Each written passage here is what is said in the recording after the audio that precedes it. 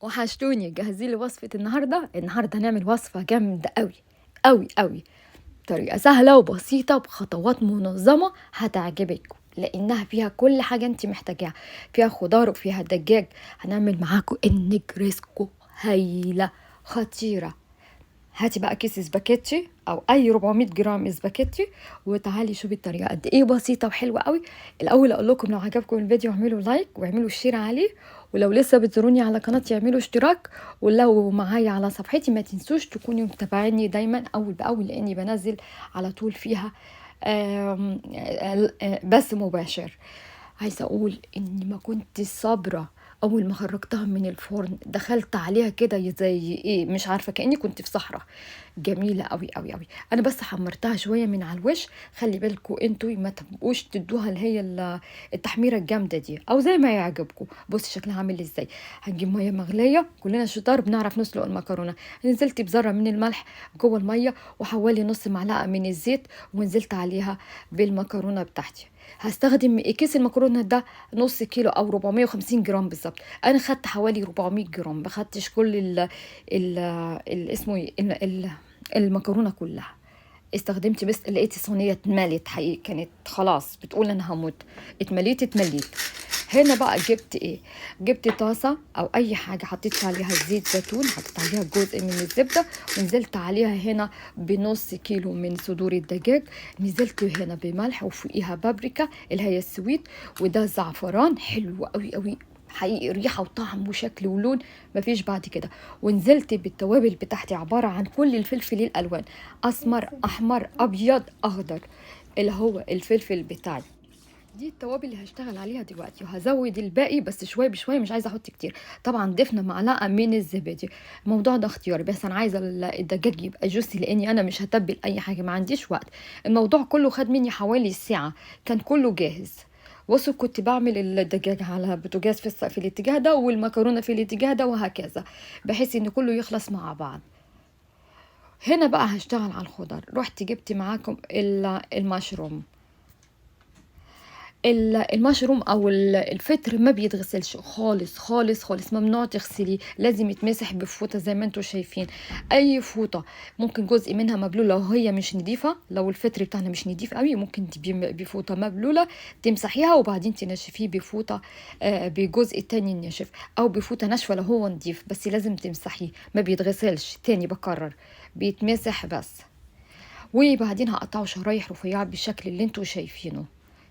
كله هقطع الكمية كلها. استخدمت حوالي ربع كيلو من المشروم على الصينية بتاعتنا. هستخدم هنا فلفل الوان سويت وحلو قوي قوي. هستخدم حوالي زي ما انتم شايفين الكمية اللي انا هستخدمها دي، ما زودتش خالص. وهستخدم كمان عصير الليمون. عصير الليمون حلو قوي، بيدي طعم جميل، ودي من الحاجات يعني اللي بحب اضيفها. هنا ضفت اللي هو بصل، استخدمت بصلة متوسطة، ده الثوم مع الفلفل الالوان مع اسمه المشروم او الفطر. وهنزل هنا بحوالي معلقه ونص من اللي هو عصير الليمون، وبعدين هنزل بملح والفلفل برضو اللي هو الالوان بتاعي اللي هو الدراي الناشف، وهوديه على البوتاجاز. مش هياخد مني وقت خالص. احنا في البدايه سوينا بس الدجاج نص التسويه كده، وبعدين نزلنا عليها بباقي الخضار لما ضفنا عليها التوابل في الاول. هنا عندي جينجر او اللي هو اسمه ايه بالعربي، يقولوا لي اكتبوا.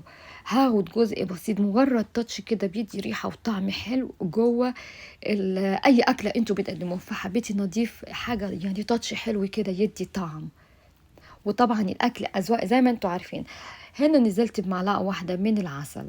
الزيتون هسيبه في الاخر، مش هرضى احطه في الوقت التسويه عشان مش عايزاه يبقى دبلان، ومش عايزه اسويه، انا عايزاه يبقى في الاخر كده، اللي هو التاتش الاخير.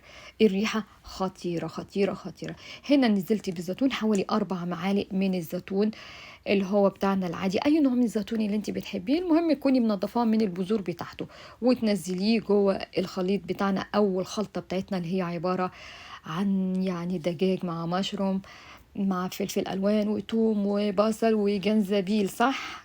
جات اهي الحمد لله. هنا هنعمل الصوص بتاعها، صوص هايل وخفيف وسريع، بدون قشطه، بدون زب، بدون هابي كريم، او اي حاجه.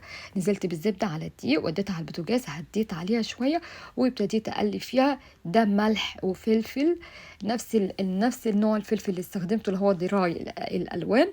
وهنا بعد ما سبتها على البوتاجاز اخدت لون ذهبي فاتح كده حلو، عشان مش عايزاها تعمل بني، عايزاها تبقى حلوه، عايزه احس ان في طعم جميل كده. ونزلت عليها بالحليب، استخدمت بس كوب من اللي هو الدقيق. ممكن تزودي لو بتحبي الصوص كتير او الكريمه كتير، اللي هو الكريمه البيضه دي كتير. هنا حاولت اظبط الملح، لان لما عملت عليه تست لقيته الملح مش مظبوط قوي، فانا كنت حابه اظبطه. الناس اللي ما بتعرفش تظبط الصوص ممكن تستخدمي الهاند بلندر او مضرب او اي حاجه عشان تظبطي الدنيا، بدل ما تقدري تمسكي مضرب وتفضلي تلفي كده على البوتاجاز بتاع 10 دقايق لحد ما توصلي للقوام الكريمي اللي انت عايزاه. ده القوام بالظبط اللي انا حباه. لو حابه بقى تسمعي ايه، تخليه اتقل من كده براحتك. هنزل بطبقه واحده في قاع الصينيه بتاعي وهوزعها بالشكل ده. هتأكد ان هي اخدت اتفرشت تحت يعني في الصينية عايزة اقول. وهاخد برضو طبقة من المكرونة اوزعها فوق الصوص الابيض او الصلصة البيضة بتاعتنا من فوق. وبعدين هنزل بالخليط الحلو قوي وهوزع، بس اتأكد ان كلها ارتفاع واحد. هوزع اللي هي الدجاج بتاعنا.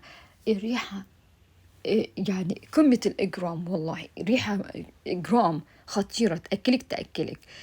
وهنزل هنا بطبقة من الجبنة. عملنا الجبنة هسيب اللينك بتاعها جوه الصندوق الوصف عشان تبقى موفرة معاكي. وهننزل برضو بطبقة من المكرونة. بصوا الصينية اتملت حقيقة، يعني ما كانش فيه سبيس، فكان خلاص بتقول انف هفرقع. نزلت غطيت بقى الصوص اللي كان الباقي، نزلت عليه من على الفوق. ونزلت اللي هي الطبقة من الجبنة. وجاست ان كيس بس هغطي عليها كده ودخلها الفرن على درجة حرارة 200. يكون الفرن قبلها سخن على فكرة. هسيبها تلت ساعة. اول ما المكرونة تسيح تعمل ملتي كده، اشيل الكاب او الغطا اللي انا حطيته من عليها واسيبها 10 دقايق. لو انا مش فاتحة اللي هي البتاعة الشواية اللي من فوق، مش فاتحاها، اسيبها 10 دقايق. لكن لو فاتحاها مش اكتر من دقيقة، عشان ما تاخدش اللون اسمه ايه الدارك اللي انا عملته ده، اللون الذهبي الجامد ده. تبقى لون فاتح، لون بيج، لون يعني كده، يعني اللي هو اللون العادي ده. دي كانت طريقتنا. بصوا عامله ازاي. عايزه اقول ان البيت ريحه قلب المكان، اسمه ايه يعني، الريحه قلبت المكان كله. حلو قوي. الصلصه البيضه بتاعتها جميله ومظبوطه، عجباني القوام، عجباني كل حاجه. الجبنه كمان طعمها حلو قوي فيها. ممكن من فوق اللي هو بس تزيني وشها.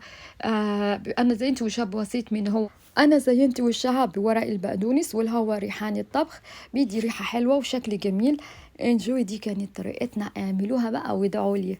كان معاكم حبيبه. تنسوش تحطوا لايك لو عجبكم الفيديو، وتابعوني على صفحتي وعلى قناتي. بحبكم.